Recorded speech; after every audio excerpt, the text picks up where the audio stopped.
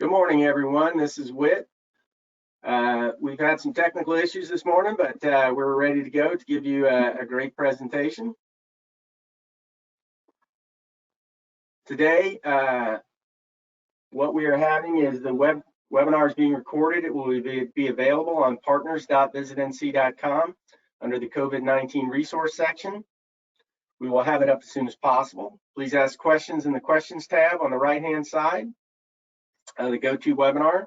If you're calling in, questions can be emailed to guy.gaster@visitnc.com. We'll answer the questions at the end of the program. If we can't get to your question on the webinar, we'll respond to you as soon as we can. We also have some handouts of the presentations that are available. And we've got a real exciting group today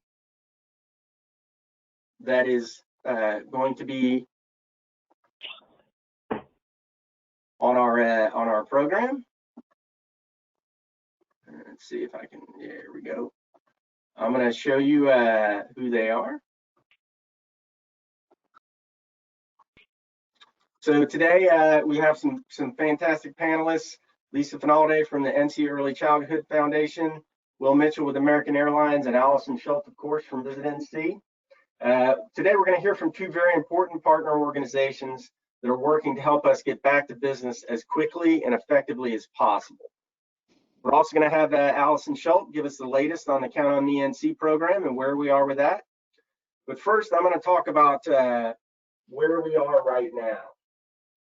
As many of you heard, the governor extended phase 2 for 3 more weeks.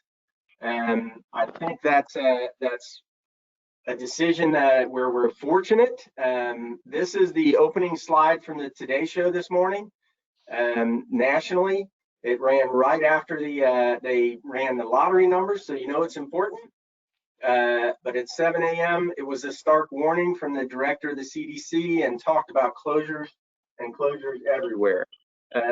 Our situation obviously isn't good in North Carolina, but we're fortunate in that we're not as bad as many other places. So I think we're fortunate that we're not seeing restaurants close or a scaling back of where we are. We are sort of in a holding pattern. And I showed it's all over the media, the number of people with COVID, whether you like NPR or Fox. I don't think this is a political issue anymore.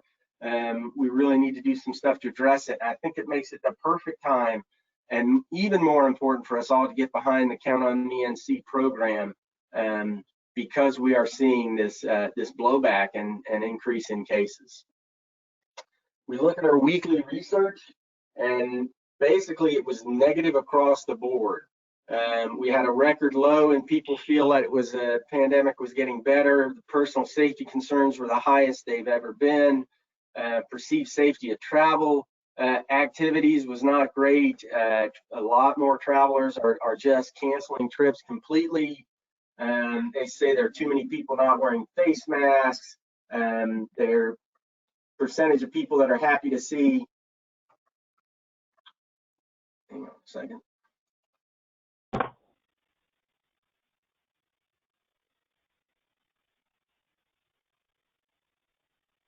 Hang on. Percentage of people to see that are happy have gone down.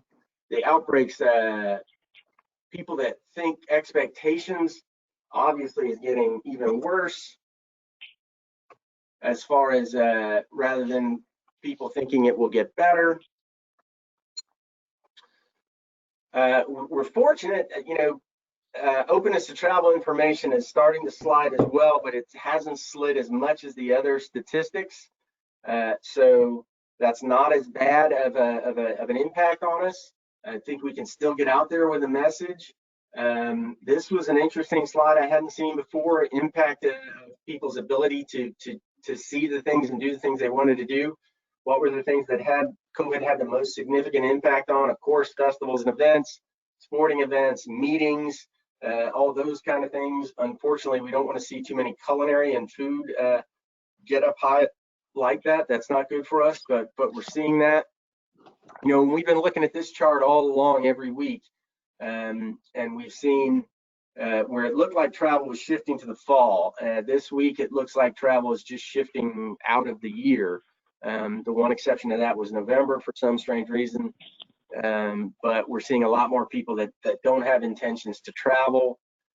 We're still seeing a growth in people who are even uncomfortable just going out in their own home communities.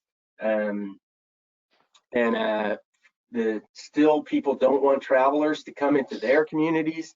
These are all things we need to fix. We need to get people's heads into the right mindset to get them traveling the way we want them to. What we really need to do is get them traveling in the right way. So that's the key for us. And to go forward, we're going to have to do things the right way. So we've got two partner organizations that are going to talk about doing things the right way. Really excited to have those guys on. At first, we've got Lisa Finalde. She's the community engagement leader for the NC Early Childhood Foundation. It's leading the campaign for grade level reading and NC Family Forward initiative. We're going to talk about Family Forward today. Lisa's an experienced nonprofit leader at the state, national, and international levels, and her role is really to support community collaboration and business leaders to build a strong foundation for lifelong success for North Carolina's children. So we welcome Lisa. Are you there? Let's see if we can get across to her. We were having a little issues this morning. We may have Lisa come in, or we may have Jim Needall, who's also with family. Lisa, are you there? Can you hear me? Yes. Yes, you can hear me? Yes. Oh my, fantastic.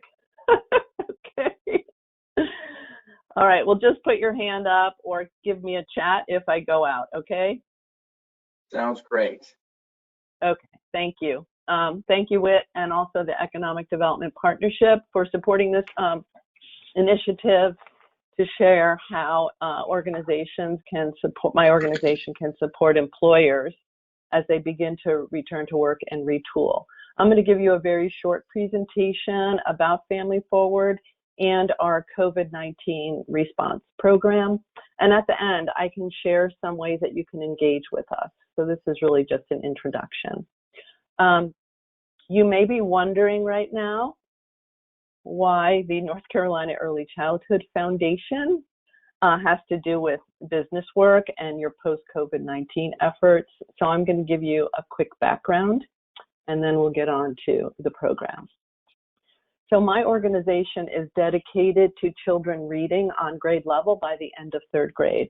And this is not a public policy campaign. It's really businesses working directly to ensure the health and well-being of families, as well as ensuring your business is viable as we move forward. Third grade reading is a predictor of career and academic success. And right now, only 36% of our third graders are reading on grade level, and our ACT scores are at a significant low. So if we recognize that these children are our future workforce, everyone can contribute to changing that trajectory.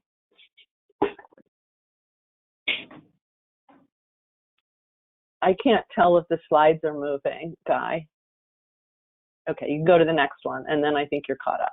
Thank you. Okay, so Family Forward, as I mentioned earlier, it's an innovative initiative not only to improve children's health and well-being, but also keep your business competitive. And today we're going to talk about some practices that are industry appropriate that can help you recruit, have more productive employees, retain them, as well as grow that strong economy and support our children's healthy development. So just a quick science story. Brains are built, they are not born. This is the most rapid period of our development, of human development. And these early experiences that children have are not just about developing their brain, but they are built into their body. And recently the CDC showed that even your health can be affected by early childhood experiences that are not positive. So when our brain is having positive experiences, those connections are stronger and stronger. And we're talking about 1 million synapses per second during those early years for a child. So we also know that families and children are having significant impacts from COVID.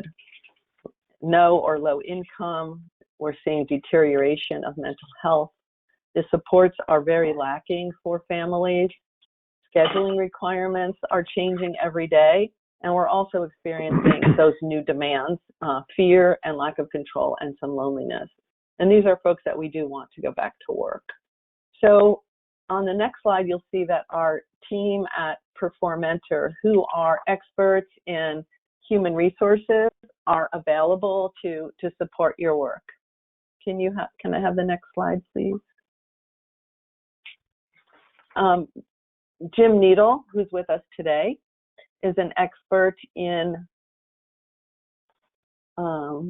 I'm sorry, we're having a lot of technical things here, so I don't mean to be distracted.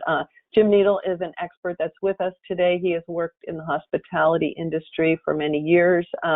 If you are interested in the program, he would be the main person working with you over the next few months.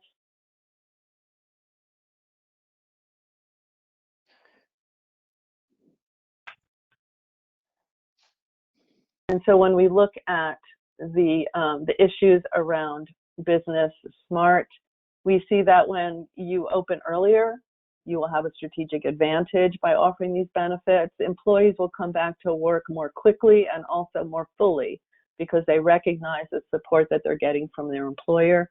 And it's about establishing that culture of resilience so that your company can be viable, not just now, but in the future. We also know that childcare is a significant problem in our state and in the nation. So before COVID, we had a significant lack of available spaces for children across our state. And right now, we still see 34% of our childcare facilities are closed, and we don't know what the future holds for them. So if parents don't have a place for their children to go, they will have a significant problem returning to work. And I know you know that right now, the unemployment benefits are supporting parents to stay at home because in some ways they have no choice but to do that. But when those run out, we're going to have a little bit of a chaos in our state and across the country as parents really want to return to work and they have so many challenges with their children. So paid leave can offer families and loved ones some great opportunities to really, as we said earlier, be present at work. And we also know that the industry historically has not offered, paid leave. 60% of workers in this industry report before COVID going to work sick. And we know that when parents are able to focus on their children, they're going to recover a lot more quickly. And we also knew that, again, before COVID, 40% of parents across the country were leaving a job because it lacks flexibility. So in some ways, you have to plan for working parents if you want to open or retool your business. And it's not the simplest thing to do, but I think we have some tools for you and some ways that it can help you, as we said, be a more resilient business over its lifetime, not just immediately. And so our team at Performentor will be helping you create an understanding and the context for what's going on right now. Some of this you obviously know, but maybe you hadn't thought about some of the health and physical and mental concerns of families, their willingness to return to work, and how you can really create that workplace that allows for that talent acquisition and retention in a very uncertain and volatile time. So we're offering no-cost access to the experts to help you identify the businesses that you work with, identify industry-appropriate family-friendly benefits that will continue beyond this period in order to support your business as well as parents and children. And as I said earlier, really contribute to our future workforce.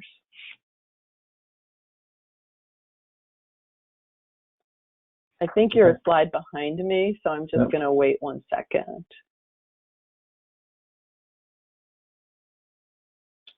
Okay, well, I'm going to keep going.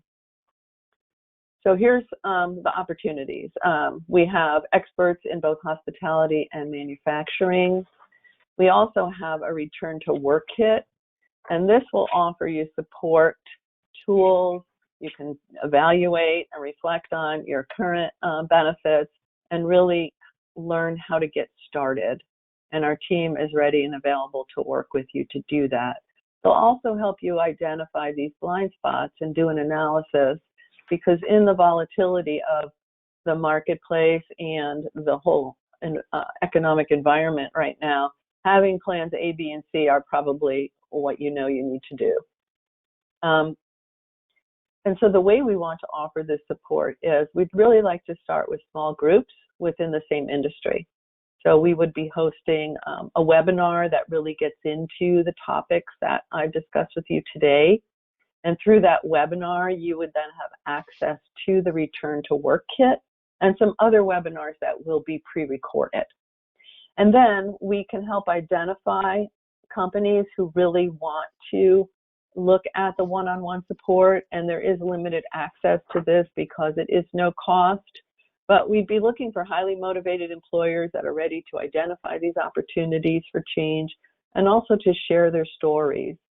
Part of our guide to family-forward workplaces, which I did not mention earlier because I got a little mixed up with the technology, is on our website, and it shares 16 different policies that businesses can deploy.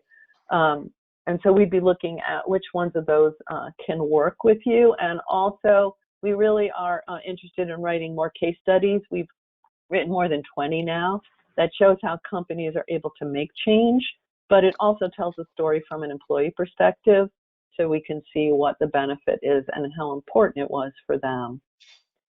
And so within the guide right now, we feel that the benefits that are most important to work with you on are 4. And this includes paid leave, and this is all kinds of leave: sick, medical, parental. Also predictable scheduling.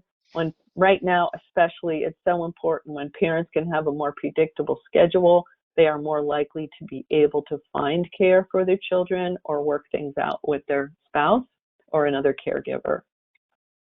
We also have something to think about with regard to job sharing. Maybe you've thought about this already, but Jim can really help you delve into some of the options maybe you haven't thought about before. And also the childcare issue, while feeling sort of out of your scope of work, you can provide referrals. We're working with the local Smart Starts and a statewide referral service, so you can really help employees know where to go very quickly. You might be in a situation where through a subsidy or reimbursement, you could help support their child care, because we know child care is not just tight right now to find availability, but it's not an inexpensive endeavor for parents, and it hadn't been prior to COVID. So again, you can go to our website, familyforwardnc.com, where you can find our guide and all the different policies, case studies, and clearly what the benefits are to your business. And they really do include not only the things I mentioned around productivity, retention, lowers absenteeism, but the health of people in our country can increase significantly. Women having more near-term births, low birth weight is reduced, all kinds of things that maybe we hadn't thought about for adults and for children over their lifetime. So if you're interested in working with us further, you can schedule a program or talk with me more about different support. And my email address is right up there on the last slide. And if you're not getting to that last slide, because I think my computer is frozen, it is L, my first name, Finaldi, Finaldi, at buildthefoundation.org. So I thank you for your time, your understanding about the technology issues, and also I know your time is precious right now, so I appreciate you giving me the opportunity to speak with you. And I'm going to turn it back over to Whit. Thanks so much, Lisa. That was great. We'll have you available at the end as well for people who have questions, so we can talk about that. And now we're going to move on to our next partner. I think we've all seen so many challenges in this COVID situation, but none have seen more challenges than the aviation industry. We've got a great partner here in Will Mitchell, the Senior Manager of Customer Research at American Airlines. Basically, it's his job to listen to customers and hear what they're saying and use that feedback for relevant insights for the company. And he's going to share with us some fascinating details on what's going on with air travel, I think now and to the future. Will, thanks for being here. You bet. Thank you so much, Whit, and thanks to all of you for taking the time to join the call. And I would start by saying we definitely appreciate the partnership that we have with all of you in North Carolina. It's an incredibly important destination for us. It's also an incredibly important hub for us. As you may know, we've got about 14,000 team members who live in North Carolina, including 12,000 in Charlotte, and of course those who work in our call centers in Winston-Salem and Cary. Also, prior to COVID, we provided about 750 daily flights, which included or equaled about 73% of the total seats leaving airports in North Carolina. Direct economic impact, probably about $3.4 billion. And we spend upwards of $26 million a year on hotel rooms in North Carolina for crews, training, irregular operations, et cetera. And finally, since 2016, as you may know, we spent over $150 million in capital expenditures related to facility improvements across the state. So just wanted to share a little bit of that. It's been an incredibly important partnership that we've had with your state. So let me share a little bit, Whit, if you could go ahead to the next slide, of what we've been doing over the past few months. So since April 3rd, we began a weekly tracking study to better understand how COVID-19 is impacting our customers' mindset, their outlook, also their opinions of our response. You know, what are we doing? What should we be doing? What shouldn't we be doing? And the way we've done this study is every week we survey a representative sample of about 10,000 of our Advantage members. We send them an invitation to participate in the survey. Each week we hear back from about 10 to 12% of those. And so through 13 weeks, we've actually received responses from about 14,000 members. We've reached out to 130,000. So a huge sampling.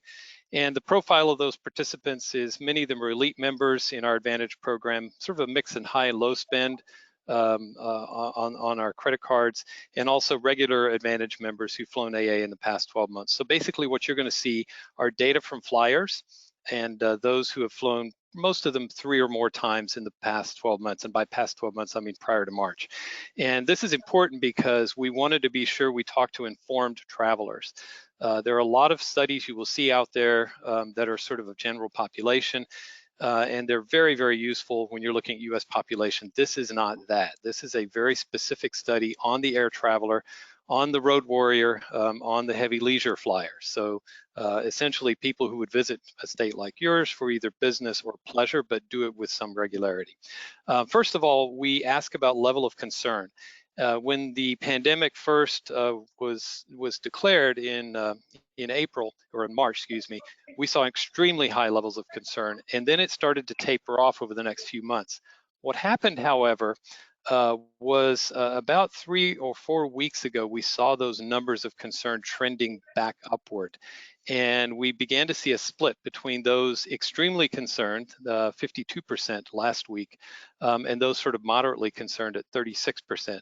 Now, this has been interesting to us because when you combine the two, it is 88% saying they're very concerned or somewhat concerned.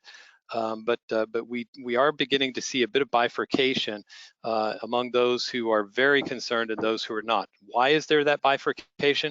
We're seeing that bifurcation in states where they're seeing spikes in coronavirus cases. So if you're looking at Florida, sort of the Atlantic Southeast, Texas, maybe California, where cases are spiking, that's where we're seeing extreme concern rising. Where we're seeing it tapering off is in states where cases are actually flattening or declining. And so it stands to reason. Bottom line, though, to this slide is there is a lot of concern. I did research after 9/11, for example, and we did not see concern levels this high, this long. And so this has been a very serious crisis for us and for our air travelers, and a very sustained one. All right, go ahead, Whit, to the next slide. When we started surveying back in April, about a third of our customers thought this would be over in 3 months. You'll see that on the far right-hand side of this slide. If you switch to the left-hand side, last week only 3% thought that. So to the point that Whit was making earlier with some of the data he was showing, this crisis looks like it has an incredibly long tail to it. With 43%, as you see there, thinking this will be resolve itself within a year.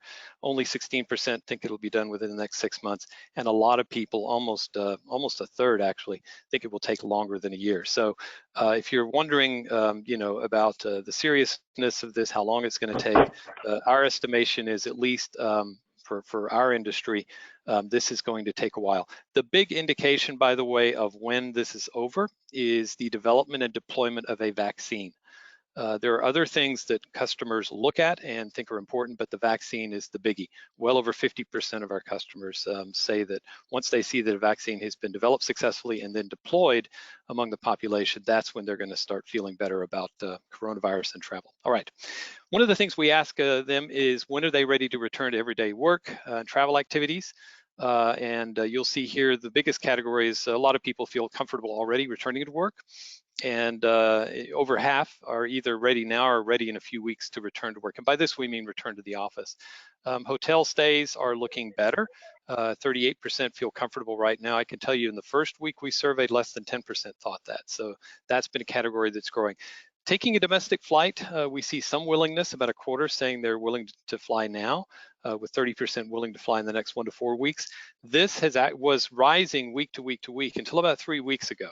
Once cases started to spike in some states, we actually saw a flattening of this particular curve. International flying, much less than domestic, and then public transit has been low. Cruise lines have been incredibly hard hit. I can't imagine what our friends in the cruise industry are going through right now. And as you can imagine, if you look at that bottom bar, people are very willing to take road trips by car. By the way, that return to work one at the very top of this chart is our indication of when companies are going to be willing to lift travel restrictions for their business flyers.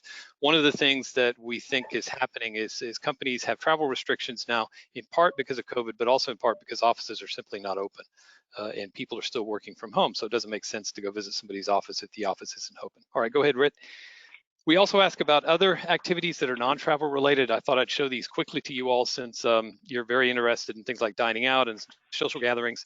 The takeaway from this is, the larger the event, like a large sporting event, the less willing people are to participate in those.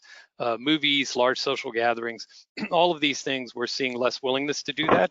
But as far as small social gatherings and dining out, we're seeing relatively good numbers, and much better than it was in week one. For instance, dining out in week one back in April, we saw 8% willing to do that. Now we're up to 44% now. All right, go ahead, Whit, to the next, please. All right, we asked then, what have our travelers done in the last 30 days? Believe it or not, 15% said they've taken a flight, and about 29% said they booked a flight. And that's varied from week to week, but roughly a third actually are booking. Almost half are planning a trip. A lot of people are planning or browsing for trips, and we're still seeing a fair number of people canceling or postponing flights. And that's something that we saw early on, but we think this will continue until the coronavirus looks like there's an end in sight to the COVID-19 crisis. All right. This is a business travel restriction metric, and the way to look at this slide simply is to look at the green bars. The green bars are businesses that have no travel restrictions. And the big takeaway here is very few companies have lifted their travel restrictions on their flyers, and it has been flat week to week to week. It really hasn't changed that much since week 10. That's about a month ago. And we don't expect it to change until companies start allowing their employees to come back to the office and work amongst each other. So this is something we monitor very closely, because we have a lot of corporate clients, certainly a lot in North Carolina. As you can imagine, business flying is part of our bread and butter. We have a lot of leisure travelers, a lot of VFR. But business travel is one of our staples, and this is one that we have been watching very, very closely. All right, go ahead, Whit. All right, you're probably wondering, what have we been asking our customers about, where their concerns lie? What can we do to make them feel more comfortable?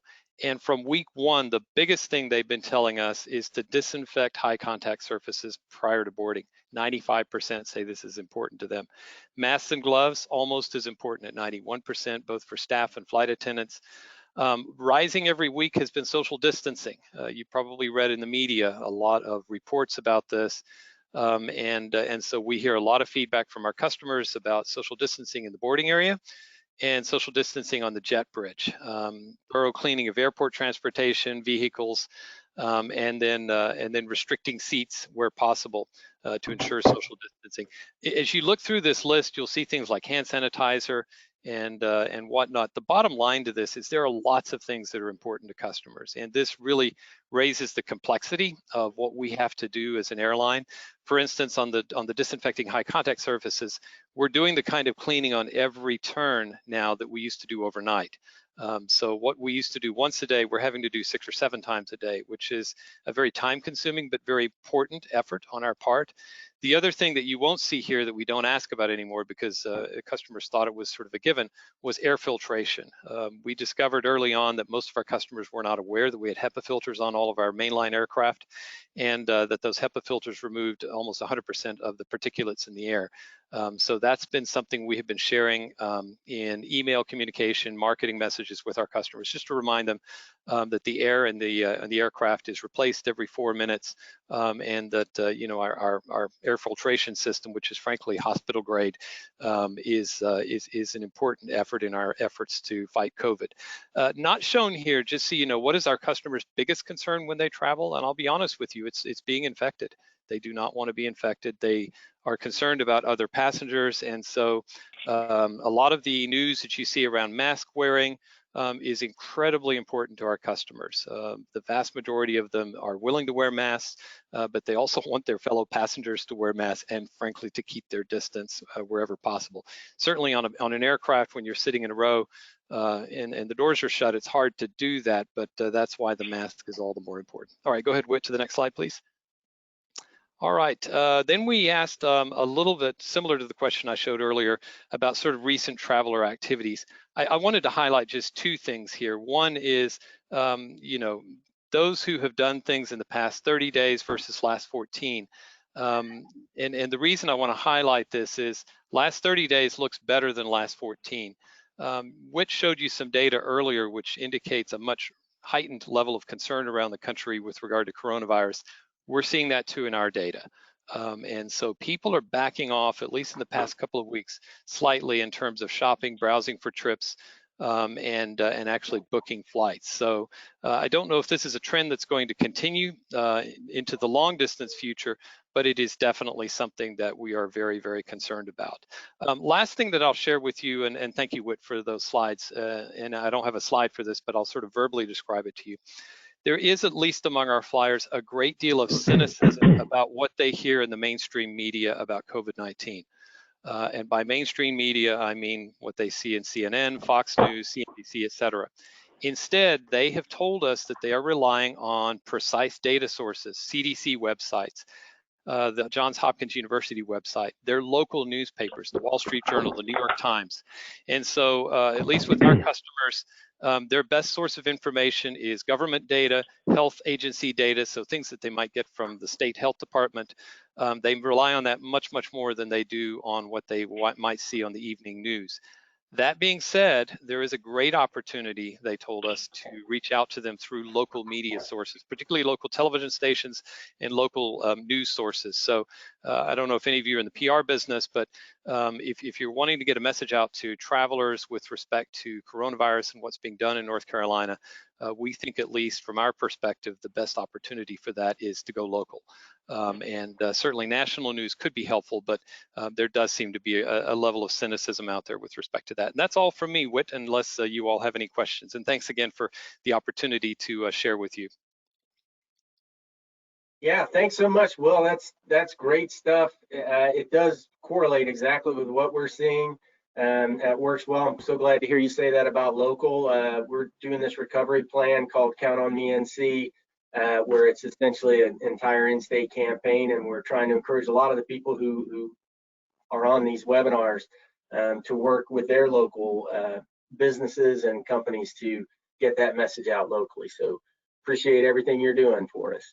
Well, and one other thing I might add, Whit, we've noticed that as states open up, there is a spike in concern. That'll last about a week or two, and then it tapers off. So if and when North Carolina reopens and you move to the next phase, don't be surprised if you see concern levels spiking for a week or two, but just know that they'll probably taper off as people get more acclimated to what's going on. Sounds great. Okay, now next we're going to hear from Allison Schultz, our Tourism Marketing Director. There she is. Welcome, Allison. She's going to give a little update about what's going on with the Count on Me NC program. Allison, take it away. All right, wonderful. Thanks so much, Whit. And I really thoroughly enjoyed Will's presentation. I have to tell you that I was on an American Airlines flight I guess it was in late June, flying from the Carolinas over to the West Coast. And it was a smooth flight, and everybody had their masks on, and it went really well, and I stayed COVID free. So you can put me in that 50%. And the whole idea with Count on Me NC is we're trying really hard to instill confidence in consumers so we can get back out there and travel again. So that's my presentation that I'm going to share with you today. I know that you have seen my face often in the last several weeks as we talk about this really important program. So if we can move to the next slide. Awesome. So this is a slide all of you have seen. We've launched Count on Me NC, as you know, back in the middle of May. We've had a lot of early success. I always like to be able to share our growth week over week in how we are performing. So on the next slide. The certificates, this is actually a really big deal. This really reflects the number of businesses and individuals who have gone to the site, who have taken the pledge, where they are either a guest or a patron of a business, or a business itself taking that training. And as you know, Count on Me NC was contrived and conspired by NCRLA to really help the restaurant industry, and is what you've seen from both Whit's presentation today, which showing traveler sentiment could not be at an all-time low. It is definitely a read it and weep. That the most important thing that we can do is all of us get out there and take this pledge and do the right thing. And so with this certificate of completion, we've had nearly 13,000 people who have gone through the program. And of that, nearly 3,000 of them have been individual businesses. So we see this as a huge success. So on the next slide, this slide really inspires me because it shows across social just how inspired I think consumers are and businesses are to take this pledge and to ensure that we can be back in business and we can start traveling again. And we've had over 1,100 Count on Me NC hashtag mentions across social, which would include Twitter, Facebook, and Instagram.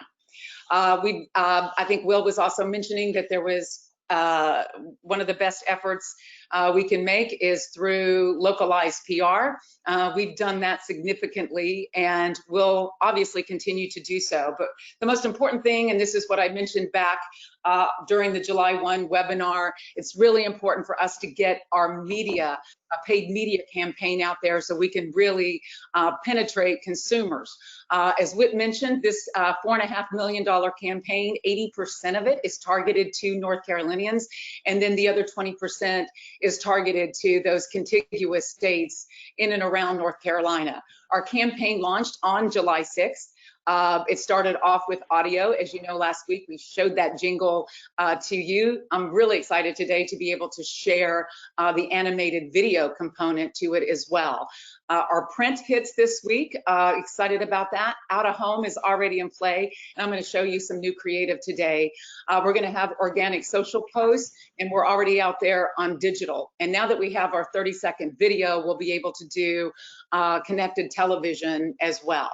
So on the next slide, I want to introduce to you Sunny. Now, I mentioned him last week, and you saw a lot of creative ads, some of which you will see again. But Sunny really is a composite of all the emotions that we have felt in the last 3.5 months since COVID has really wrecked our lives and, quite frankly, decimated this industry. For us to really come back, we've got to really get into the hearts and minds of travelers and consumers so we can really change behavior. But we also know from research we can't do that from an authoritative way. That is not the way. So through our fun jingle, we're hoping to get stuck in the minds, and everybody in North Carolina will be singing along with this jingle. Now, Sunny as you're going to see in this 30-second spot, is a truncated video, and this is our television spot, that shows the mishaps through humor that he has throughout the course of his day, because he's really not doing the right thing when it comes to the virus. So you're going to see him swatting a fly. And that is, you know, I think in many ways represents how we have moved through this, but the fly is actually the coronavirus. So I'd like to showcase, much in the same way of a Pixar video, that through humor and through his mishaps, he finds the right way to behave. So Guy, take it away.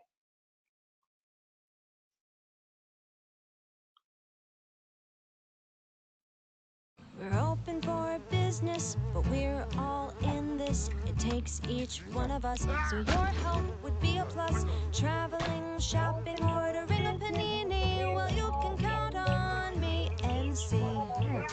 Keep your distance, wash your hands. It takes a face covering, as we're all discovering. We're all in this together like a potpourri. Well, you can count on me and see.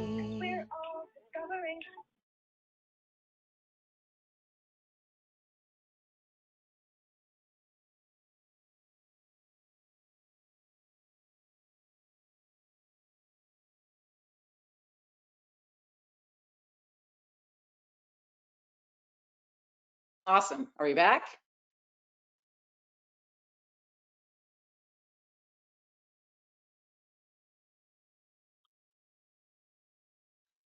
I'll tell you what, you know, technical difficulties are no fun. So anyway, we're back, and what I wanted to share with you is that 30-second video. You're going to see that on countonmenc.org. You can go there right now and play that video. You can link to it from our YouTube channel. We'll provide all that information to you with our news link later this afternoon. You'll be able to capture this creative and be able to link and use it and push that out to your members. Speaking of the website, I always like to share how much traffic we are actually driving to the site. Currently, we have over 137,000 sessions, of which over 93,000 are unique. So we see this as a positive trend for us. And then on the next slide, I wanted to show Sunny in some new activities, because now that Sunny is wearing the mask and he's able to get out there and enjoy those activities that we love as being part of North Carolina, you can see Sunny on a scooter. This is going to be part of our out of home in high dense areas, pedestrian areas. I showed you last week, you know, Sunny being the DJ and how we will be tapping SoundCloud to really engage with followers and users there. And we even have a campaign that will launch later in the summer that will allow those users and musicians to really generate their own music to the genre of their choice, utilizing the lyrics. And then we're live on Pandora, in which you see Sunny as a, you know, karaoke superstar. On the next slide, I mentioned earlier, we're going to have some organic social posts. Those are going to be going out this week. So as soon as you see these, we'd love for you to share those out to your fans and followers as well. And then on the next slide, shared this with you last week. I'd love for all of you to raise your hand and let us know in the chat box if you have seen any of our out-of-home billboards that are all along the freeway. As you know, we've been hearing a lot that people are seeing those, and this is just one of the ways that we're able to get this message out in various platforms. And so on the next slide, we have some new creative that is starting as of today in Charlotte at the Epicenter, and we're excited about that in terms of just helping people in those high dense areas to, you know, to remind them to keep their distance. Again, we all do not want to shut down, and we want to see the trajectory move in the right direction. So we have introduced Sunny in these areas, and you're going to see him really pervade the state in the next several weeks. Next slide. I shared this with you earlier in the month. This again gives you an opportunity to see how we are slowly rolling out this campaign. So the audio started last week. We have the SoundCloud going in the middle of the month with the wonderful contest. Connected TV, couldn't be more excited about getting that live in the next couple of weeks.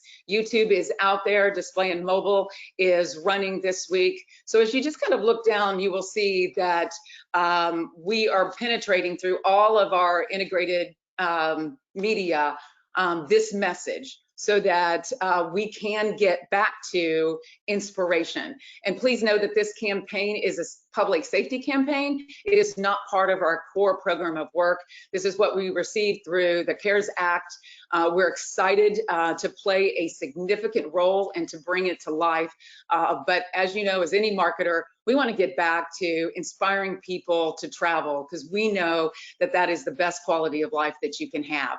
And then on the last slide that I just wanted to share, just in the next week, all of these merchandise will be available to our welcome centers. I think I shared that with you about a month ago. And so Wally and his team will be handing these out and wearing the name badges and wearing the masks. So we're really excited to just get this out there and appreciate all of your support. As I mentioned, we will also be putting together a toolkit and packaging that up, so you're able to do your own promotional efforts and get it out to your industry and your members and your partners, so we can get more businesses taking those training courses, and especially if you're consumer facing. And we've just appreciated your support since the start of this effort. So thank you so much. Super. All right. Thanks, Allison. We're all excited about that. Now we're going to do some Q&A. So if we can pop our panelists back on, I will start with a question for Will. Will, we had somebody ask where you said week 13 on your data there. What week was week 13? That was last week. So last week. Okay. Yes. So you got started essentially 13 weeks before that. Right. Great. Okay. Lisa, we had a question. If a CVB wanted to show this, do a presentation with you guys, how would they best do that? Would that be getting a hold of you through email? Yes, please. My email address is on the slide. Thank you. Sounds great. Okay. Allison, will partners have access to marketing materials, access to our bathroom marketing materials? Never thought I'd be advertising in restrooms, but here we go. We're going to be everywhere. Absolutely. Right now our media team is trafficking those ads. I don't think that they're set to run until, I want to say, the middle of August. I need to check that. But yes, we are planning on putting together a toolkit for our industry so that you have access to them.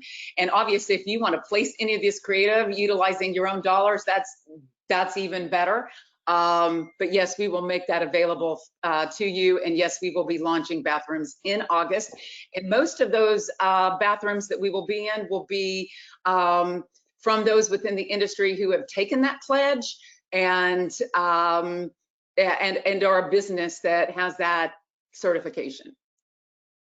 Okay, great. And then Will, we had somebody ask, have you seen a bigger drop off in leisure or business travel?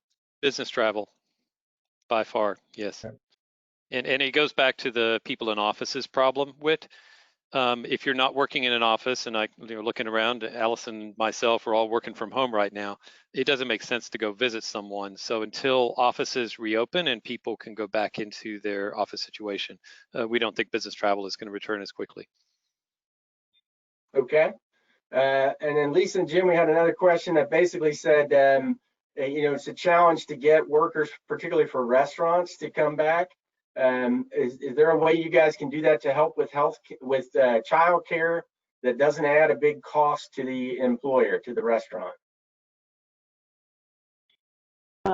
We're working with the local Smart Starts and also a child care resource and referral service. So even just providing that kind of information to parents, because they're already overwhelmed with everything that else is going on, is a really great first start.